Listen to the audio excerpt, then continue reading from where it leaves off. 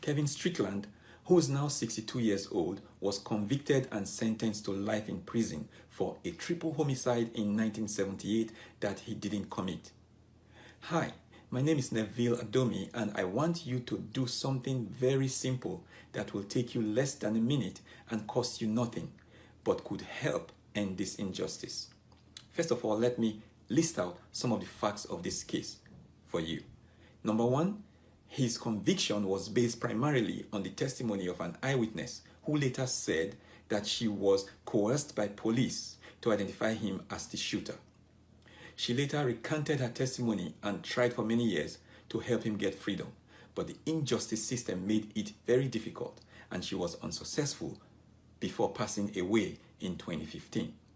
Number two men who confessed and pleaded guilty to the crime swore that Strickland had nothing to do with the killings.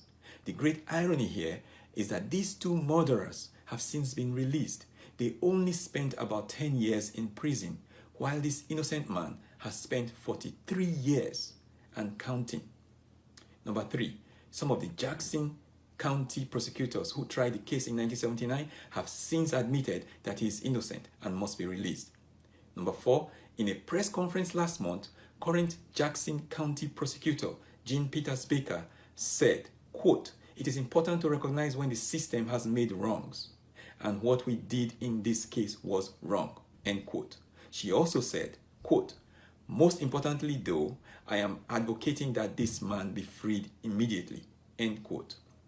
Number five, Strickland has maintained all along that he was at home during the shooting watching TV with his older brother and talking to his girlfriend on the phone, both of whom have backed up his alibi to this day. Number six, members of the Missouri State Legislature, both Democrats and Republicans, sent a joint letter to Governor Mike Parsons asking him to free Kevin Strickland. Number seven, Strickland is the only person still in prison today for the triple murder that he did not commit. Now, I don't know Kevin Strickland personally. In fact, I had never heard of him or his case until last week when I saw it on the news. I am not a US citizen and I don't live in the US. So why am I doing this video? It is because I was horrified by the level of injustice done to this man and the callousness of Governor Mike Parsons for adamantly refusing to free this man despite his knowledge of the overwhelming evidence proving his innocence. And you know what? He granted pardons to 36 people just 2 weeks ago, but excluded Kevin Strickland. I think it's a safe bet that most of those 36 people actually committed the crimes for which they were convicted. On the other hand, overwhelming evidence proves that Strickland did not commit the crime for which he was convicted. But the governor said Strickland's case is not a priority for him. Go figure. Since I saw this news last week, this case has been on my mind. I've been thinking, what can I do to help this innocent man regain his freedom? Even though some well-meaning, well-placed people have recently tried but failed. I thought there needs to be some public pressure on the governor to free this innocent man. Right now, he seems to be the only person with the power to end this injustice. So why don't we organize lawful and peaceful protests to put public pressure on him to do the right thing? Now, I'm not a lawyer. I don't know anybody in Kansas City, Missouri. I am neither a politician nor a journalist.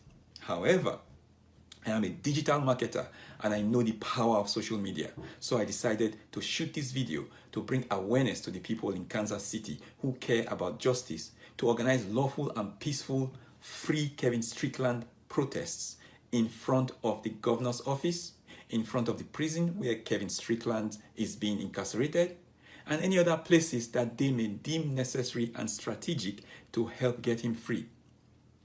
Think about this for a moment. If it was your brother or your father or maybe your uncle in Kevin Strickland's situation, what would you do?